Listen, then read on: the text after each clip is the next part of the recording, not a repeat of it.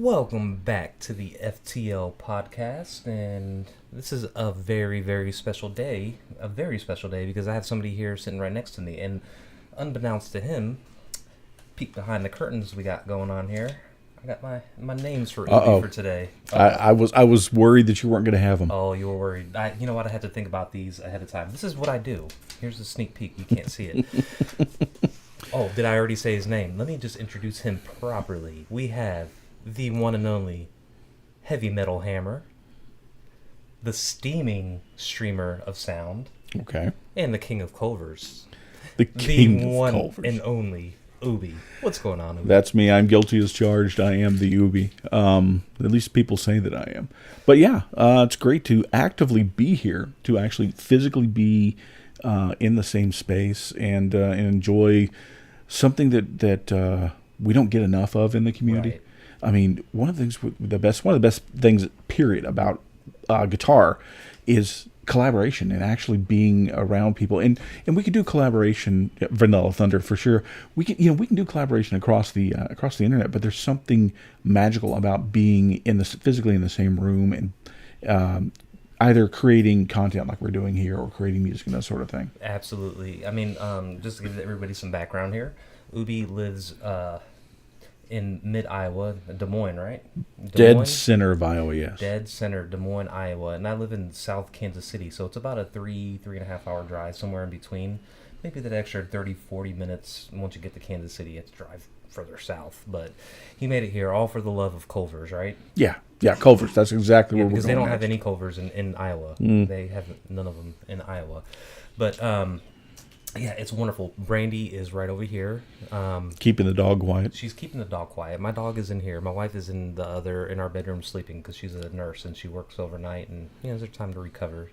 We got to love our nurses, first responders, military personnel, all that stuff. Hats out goes to you. First responders, that is you right there, Brian. But yes, we do have Ubie in the house, and I think it's a wonderful thing to man, it just feels so good to have two people that never met each other in real life come together. We've been doing podcasts for the better part of a year. Most of the way through a year, yeah. Yeah, but we've only gotten up to episode 12 or so, but we'll keep on going on our bi-weekly show here. So, all right. So, what else we got going on here? You made it down to Kansas City. How was the drive? Did you see? I heard you saw an accident or something like that. Yeah, I mean, we were coming into northeastern KC, coming down on 35. There was a pretty big accident that must have been earlier in the day, because there was an overturned 18-wheeler, a box truck on its side, and about 3 or 4 other cars, either on the left or right of the. It had been completely cleared, so it wasn't slowing us down any. But wow. I would have hated, man, that's scary stuff. So I'm glad that you made it here. We had not a lot of snow. It looked like a lot of snow. It was snowing here last night. My wife needed me to drive her to work because she was scared of the road conditions. Mm-hmm. But I was kind of worried for you guys too. But you made it here, and we're gonna go see afterwards, we're going to go hit up Whataburger, and Brandy's going to go to some maker's space over here in Mission, Kansas. And, be sure to pick up some barbecue before you leave. Hey, because, you're not the star of the show. Yeah, this is my dog. You are now, Ziggy. But you're not the star of the show. But let me tell you this, folks. Ubie...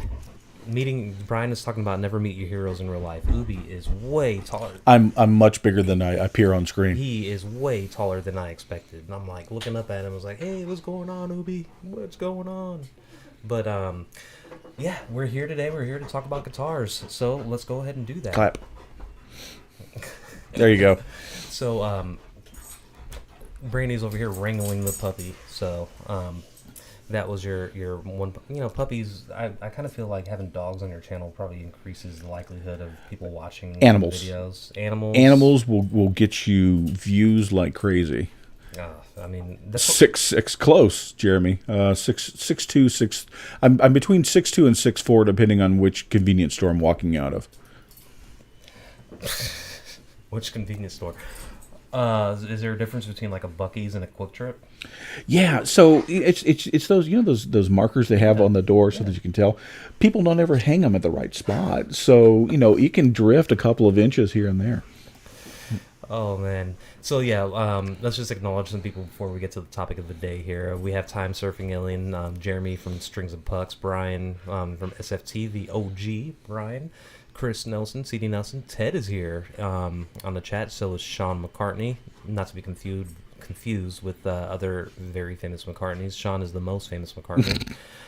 Will Red, Johnny Bean, and there's going to be a few more folks that are going to probably hop on, hopefully. If we missed you, we apologize. Yeah, we're not in front. Like, my laptop is right there. I don't have a webcam, but my laptop is there, and I can see the stuff. So I'm not going to respond to anybody here by typing anything. But And if you tried to type, it would mess the web. This is the weirdest webcam I think I've ever seen. It's on the bottom of the screen. exactly, this is a Dell laptop, and the webcam is on the bottom, like right behind the keyboard. So that's this.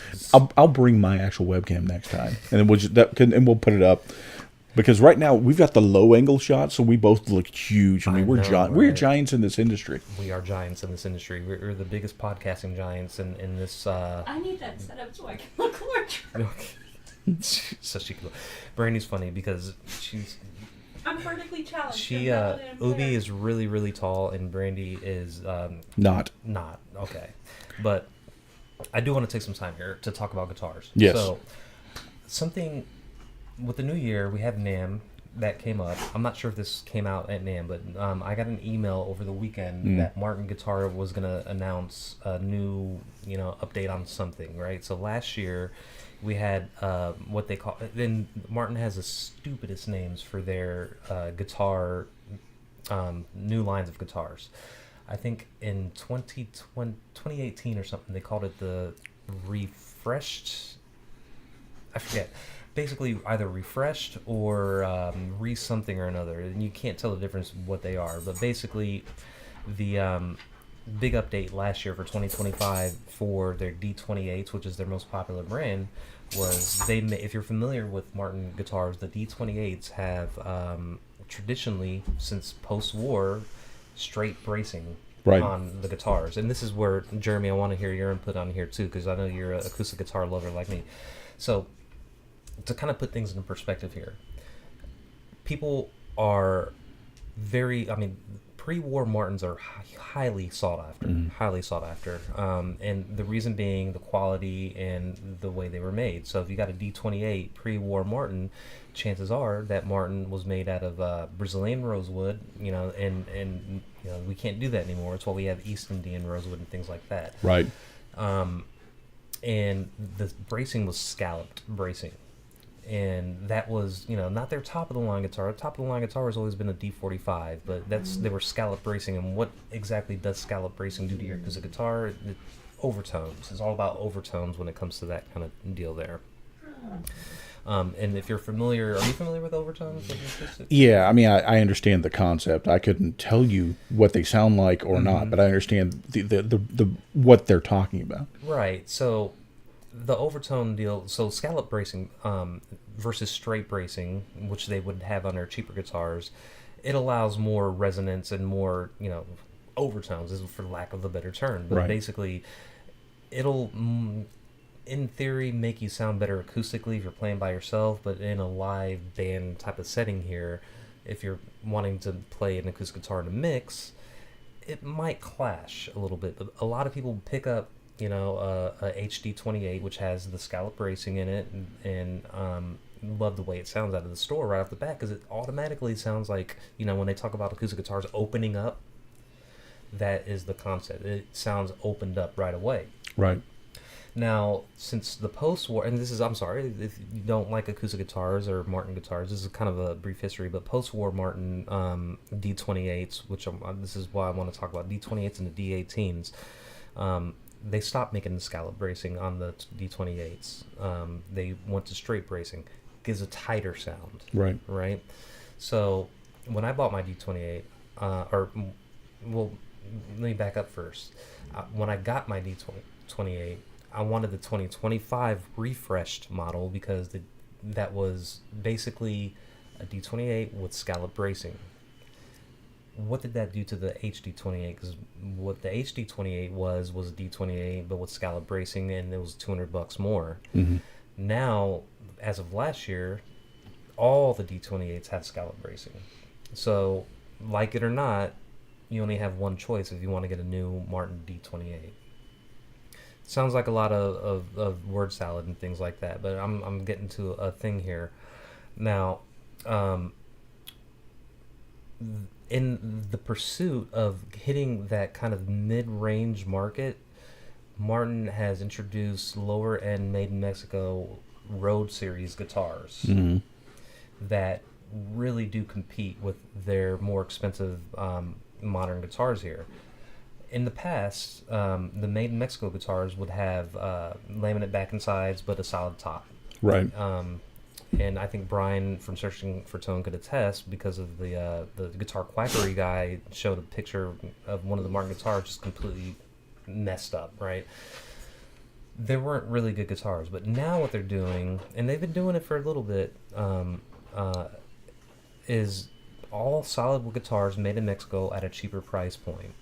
And we're talking anywhere between $800 to $1,500 on this new Road Series line. And I wanted to talk about those because there's some really intriguing things that they got going on there. So, up to this point, do you have any questions, or is it just boring to you? It's not that it's boring. Everything that you're describing here, I understand on a technical level. Yeah. Just not the difference in the feel of actually playing it is. Yeah, and we'll talk about that too. But the reason I am excited is I have on my iPad pulled up here. I'm just going to show you briefly what I have. Martin just released some really awesome all solid wood guitars that if you're in the market for something like a D28 or a D18 but don't have the money to spend for it, but you maybe have a little bit, there's equivalents now at a good price point. And let me give you an example. The D12E Retro is what we have going on here. This is the one I have my eyes on it. It's essentially a spruce top with sapele back and sides. Sapele is in the same species as mahogany back and sides. A D18 is spruce top, mahogany back and sides. So essentially what you're getting there is a D18 but cheaper. Right. It's all solid wood. The only difference, it's made in Mexico and it's got sapele back and sides instead of mahogany. Now, they offer with the 13, the D13s, and this comes in triple O size and double O and all that. But again, that D12E Retro was $1349. Let me even back up here. The D10 is the same deal, but it has less, not as nice appointments on it, but the same guitar. And those are only $999. Right. For an all solid Martin guitar. I mean, I want to get my hands on one of those guitars because and before we talk about that, the D13 will be their equivalent, and I think they're using walnut or something like that for the back and sides, which is their equivalent to like a rosewood. Right. So you're getting a cheaper version of a third of the price, 28 or 18. And if you could live with the fact that it was made in Mexico, which I have no problem with, and it sounds good, why not? And it comes with electronics in it too. Really? So it's really intriguing what they're doing here, because Martin is, even their cheapest guitars, the X series stuff, they're still expensive, and those are pretty shitty guitars in my opinion. Have you played one of those? I have not actually played one of those. I would just recommend going to a music store and trying one out. I don't know. Like, I've played D series, but I've not played anything from the X. Yeah, my dog luckily doesn't play that well guitar. I mean, he only gets to play the Ep.12 that I have hanging on the wall back over that way. But I don't know, that to me is really intriguing. Come on, go, buddy. Come on. Or lay down. If you lay down right in front of here, that's fine too. You lay on my foot. But no, I don't know. Martin is doing a huge push to get. I mean, you could be in a shot. They're just doing a bunch of weird things. People are buying the scallop bracing. Maybe people spoke with their wallets and buying more HD 28s and less of the 28s. And so it's I don't know. Eventually they're going to go back and the pre-2025 models are going to probably be sought after. He's licking my hand now. But I don't know. I just thought I'd bring it up because I thought that was intriguing, and it was a pretty It's cool. always awesome, actually, when any maker gets a new line out or a refreshed line to see what they've changed. And actually, I think you hit on something there. It's that it most likely, obviously, we'd have to ask them, but it most likely is that the scallop braced guitars were probably selling way better than the straights.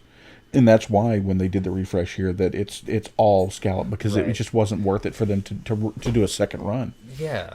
And the thing about the scallop brace acoustic guitars is, like I said, it's more overtones, which means it's harder to record and it's harder to fit into a mix with other instruments, because it's not as tight of a sound as you would get with a straight brace guitar. And the theory is scallop bracing. There's kind of scoops in the bracing that allows more sound to pass through the back of the body's forward shifted X braces. It's more of a it gives you more transients, I bet, more Yes.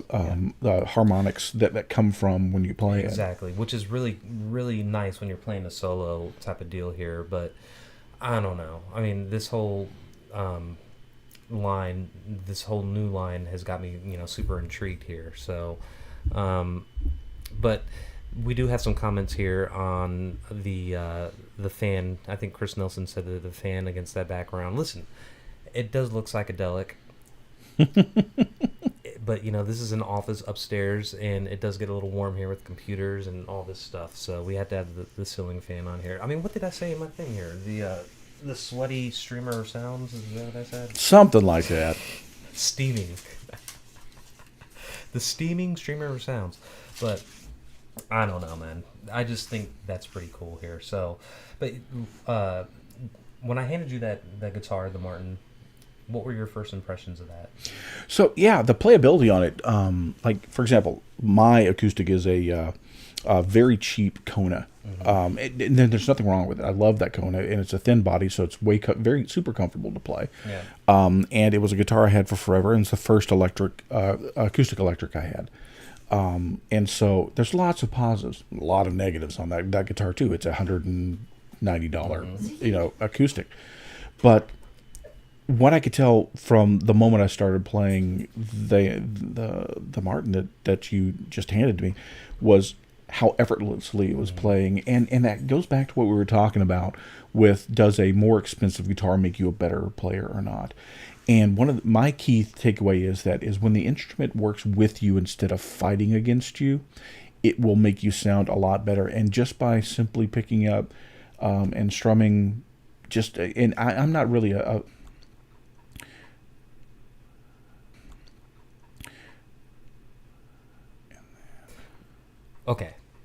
Okay, we are theoretically back. Please let me know in the comments if you could see or hear us. This is hopefully you guys are still with us. I'm glad that Ted is here, because I know that Ted, it's pretty freaking hilarious to see him start some of his streams. So it's one of those things, when you're a streamer, technical issues are going to happen, period. There's no way around it. And so you've got to learn to just kind of roll with it, because if you do you mind? I know you love me. Everybody does. I get it. But I'm talking, and I can't talk with you right up in my face. Come here, buddy.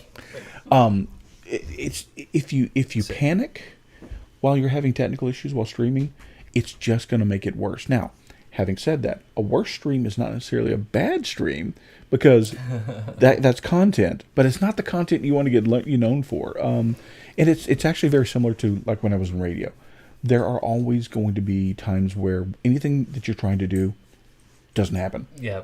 And something, it goes sideways. And it's the key thing is being ready to pivot, have other things ready to go, those sort of things. I don't know. Look, here's the thing. You have the experience with that. I've never done this before. And that's why, and look, Ziggy. Yes, my dog's name is Ziggy, and he is the password for everything. You can go ahead and look it up. It also, oddly enough, that happens to be the PIN number for Brian's credit card is Ziggy also. Yeah, that's the PIN number for Brian's credit card is Ziggy. No. Dog is getting me.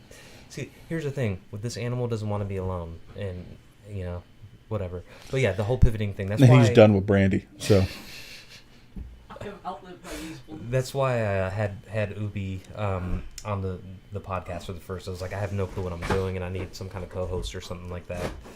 But let's get back to the subject of guitars. Now he's licking Ubie. Stop. I know I have good taste, but I don't taste good. So, we were talking about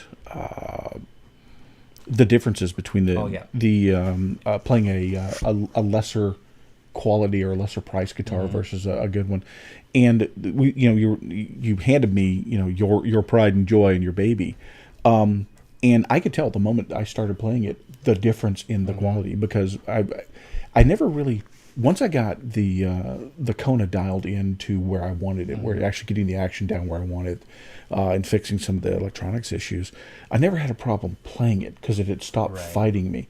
But your Martin was working with me. Yeah. It's a big difference. The thing is with the neck profiles that they have on those guitars, it's very similar to a neck profile that you get on the Telecaster. It's like an electric guitar almost. Yeah. And that's a relatively new thing. A lot of people don't like them. A lot of people like chunkier necks on their guitars, and I can understand that. But once I had my hands on that, I'm like, dude, I can't really go back, because it's kind of hard for me to play my Sigma that you see behind me up here, for many different reasons. I mean, the Sigma, look, that I think I bought that from a guitar store for like maybe $200 or less. Right. And it's a freaking beast. I mean, it says Sigma from Martin. It says Sigma Martin on it from Martin and Company and all that stuff. And I was like, oh, it says Martin on it, and I need to get it, blah, blah, blah.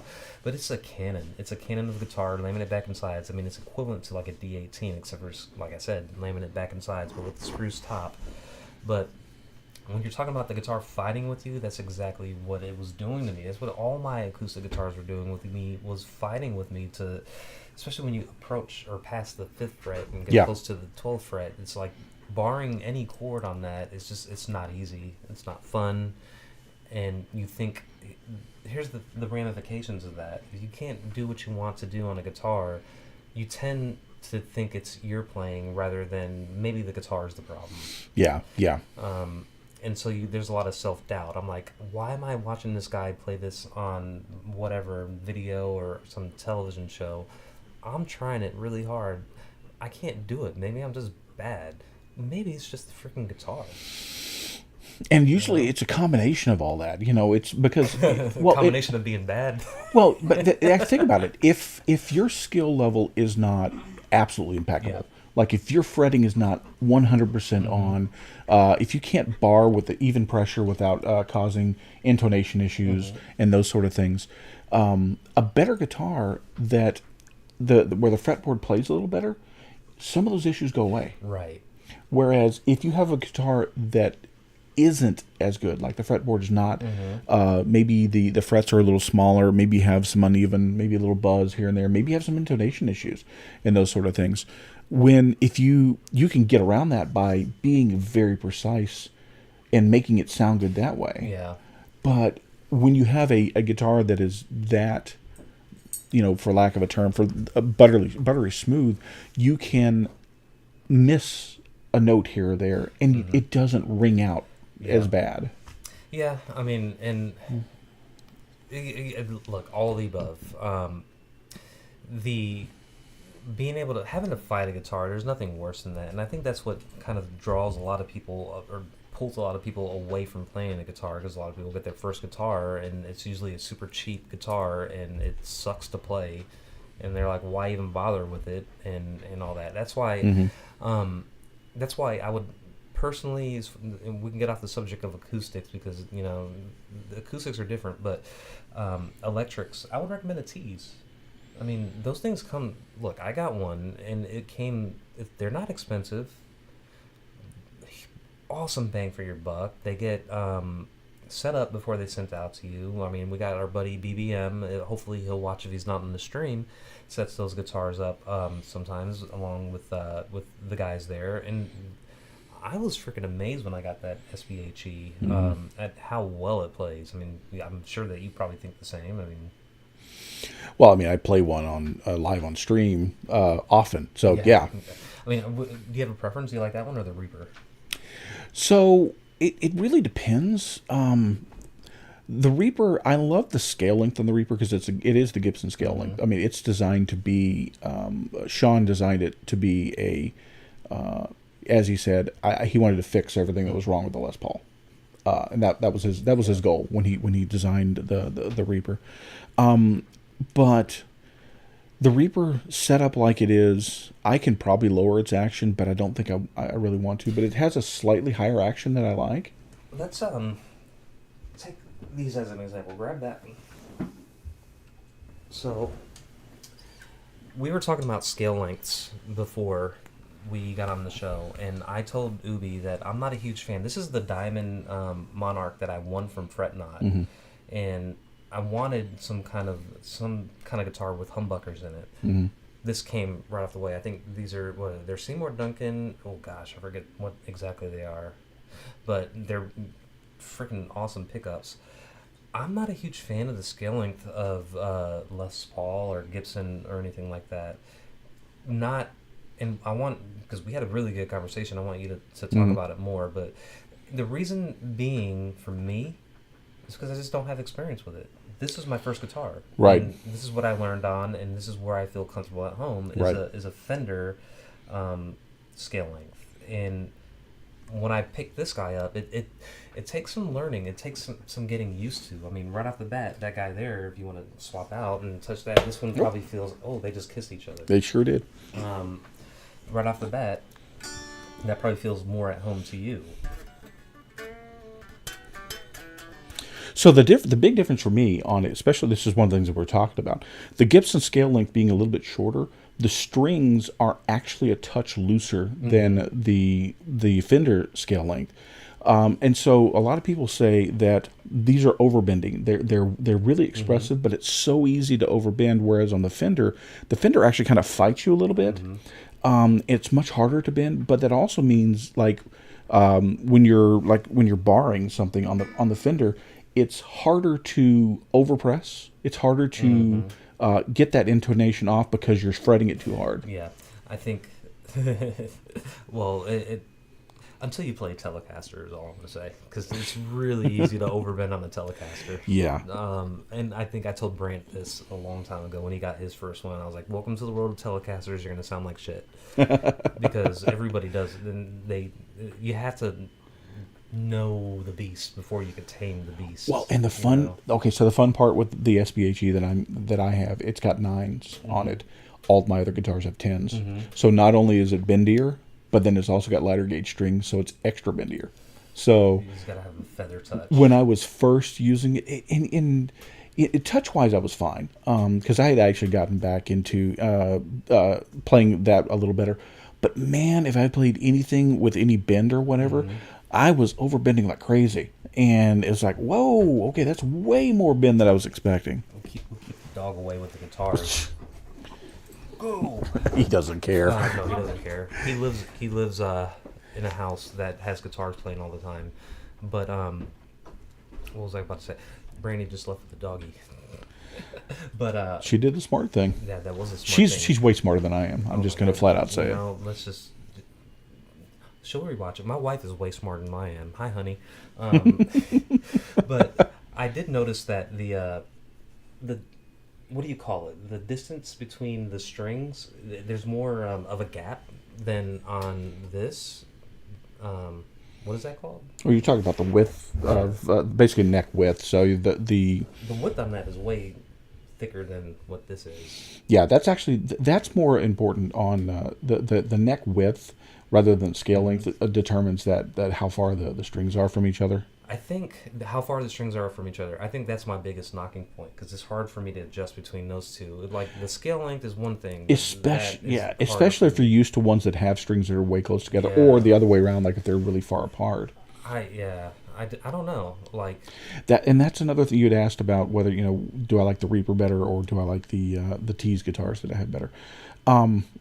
It's a big difference because again, it's got a wider neck. Now the neck thickness on the Reaper and both of the Tees are almost identical. I mean, they're very, very smooth on the profile. That's another cool thing about the SBHEs. That's the only one I could speak to, but the freaking what is it? A roasted maple neck. That thing is freaking awesome. It plays and feels just like a rosewood fretboard. So that's the part that annoys me is because mine's got the regular maple. Now, don't get me wrong, I love a maple neck. I absolutely love. I prefer maple over rosewood. And obviously, there are people have preferences either way on that. But I really would like a roasted maple neck. I think, like I said, one of my goals is to get an Ibanez, probably an RG series, probably the 550-ish. But some of the ones from the series that have the roasted maple necks are I'm like, that might be the Ibanez I want because it also has a roasted maple neck. Oh man, Also, you just absolutely got Ted's attention by saying Telecaster. Did someone say Telecaster? Yes, Ted. We talked about Telecasters. Yeah, I got my. Ted, you see my Telecaster all the time on my videos. That's the one that you did surgery on, right? I did surgery on the Fender Made in Mexico Telecaster. Look, and that goes to show you, I'm not sure how much Telecasters are going for these days. That was a Made in Mexico Telecaster, and I believe I bought it for like $690 or something like that from Guitar Center in 2013 or something like that. I don't know how much. It's equivalent to like a player Telecaster. I don't know how much those are going for now.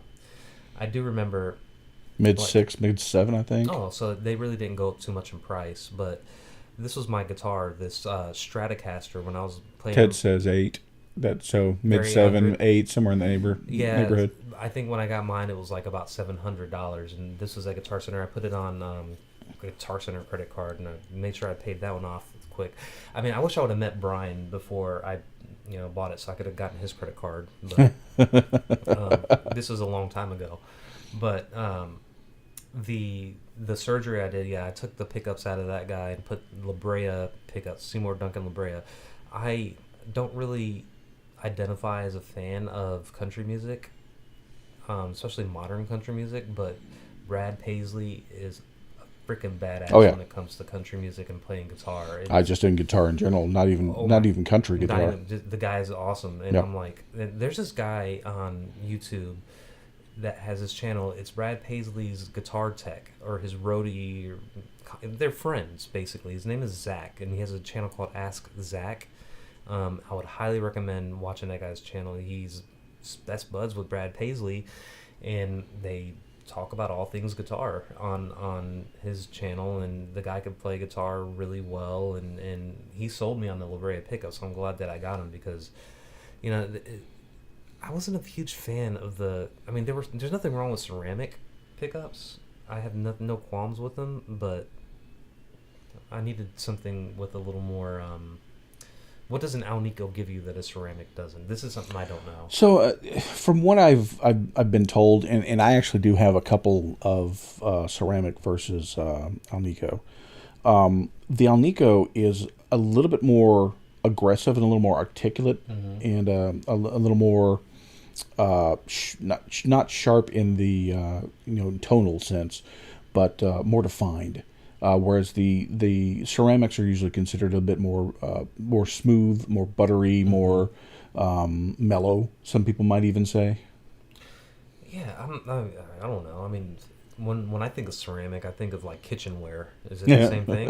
Is that I'm serious? It is actually. So it's the difference in what's the physical magnet inside of it, and the hardware around the magnet itself. So it changes the tonal quality slightly on it. A lot of times, like the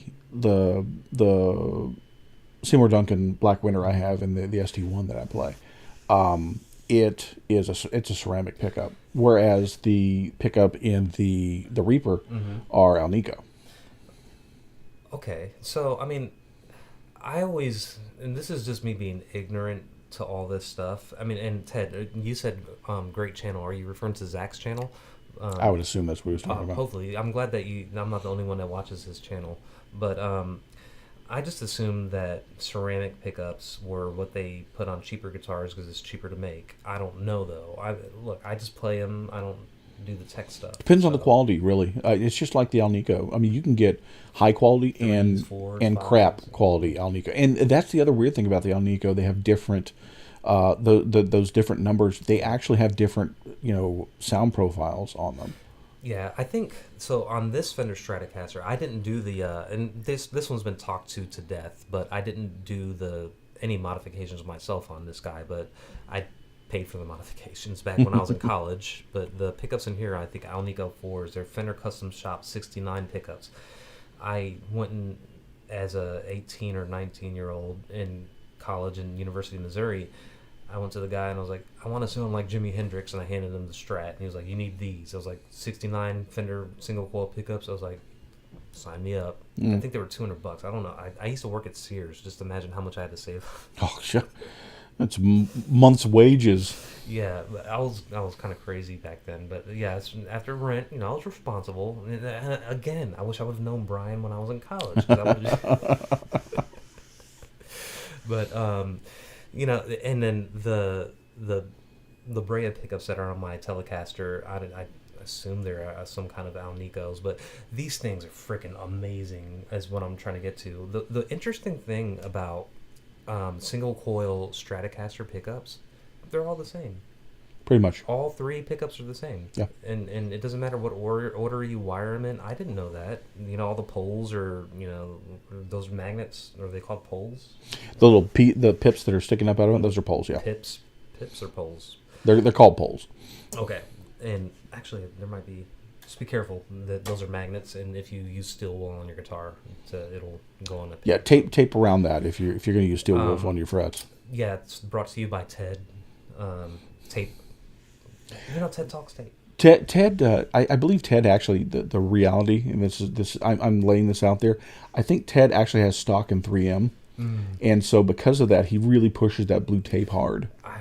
I was watching a video of him tape up a fretboard, and there was more than just blue in there. I wonder what he's doing. Actually, he had, this is not a joke. I'm sorry, Ted, but this is not a joke. This is actually something pretty cool that I saw. He's got different sizes of thickness of tape. Mm-hmm. Does he buy those that way, or does he take a jigsaw to it? No, he actually goes out, and I'm pretty sure he has gets different width tape just for ease of use. I would have. I think I was like, does he scroll saws? Is that what they're called? Or bandsaw? Mm-hmm. I was thinking he took a bandsaw and cut the rolls that way. Cut them straight down. Mm-hmm. Yeah. Oh, that sounds like it would just go flying, and it doesn't sound safe. Not at all. But that telly over there with the surgery, and we're talking about let's get back to the guitar neck thing, the roasted maple neck there. Mm-hmm. To me, it feels like this guitar, and I'm pointing up at my T's SBH E that I have up on the wall. It feels like a rosewood fretboard to me more than anything. The Mexican Fender Telecaster I have has a traditional maple neck on it, mm-hmm. and it's with the gloss and the finish and all that kind of stuff. It's freaking it's different. It's definitely a change. This one I think is Rich Light. Probably. It looks like it's got a little bit of a porousness to it. It's not wood. I think it's Rich Light or something. The engineered. Yeah. Yeah. But I feel like those are a little. The Reaper has Jatoba. Jatoba, is that a wood? Yeah, it's a hardwood. It's very similar to ebony. It's like a cheaper version of ebony. Yeah. And the interesting about ebony, and let's kind of circle back around to this before we end it, because we might end this a little prematurely. Not go the full hour because of the puppies over here, causing a ruckus. But ebony, if anybody noticed again, circling back to the whole Martin thing, the ebony fretboards that they put on those Martin guitars, they're not all jet black anymore. No. You know why? They used to dye them black.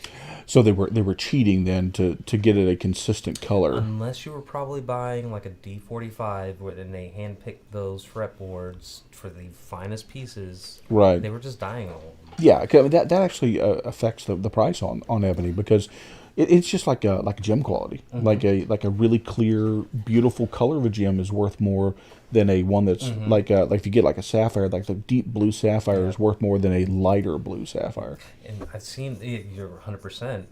I've seen a lot of people complain when they get the guitars with those fretboards and they have those striping on them. A lot of people like that look. Yeah. I mean, I get a lot of comments. It's like that fretboard, this and that. And it's like it's ebony, and it doesn't look like ebony because it's not black, but it just means they are not dyeing them anymore. I think they stopped in like 2016, 17 dyeing their fretboards, and that's why you see that kind of streakiness to them. Well, but we like our tastes have changed since then. Like a lot of people used to be like take like a guitar from the 80s. Like finishes and those sort of things is one way. Necks are they all have the glossy glamorous look to it. And then in the 90s, early 2000, it was more of an industrial type look and those sort of things. Now everybody wants something that's more natural looking. Or relic. Or well, relic for sure.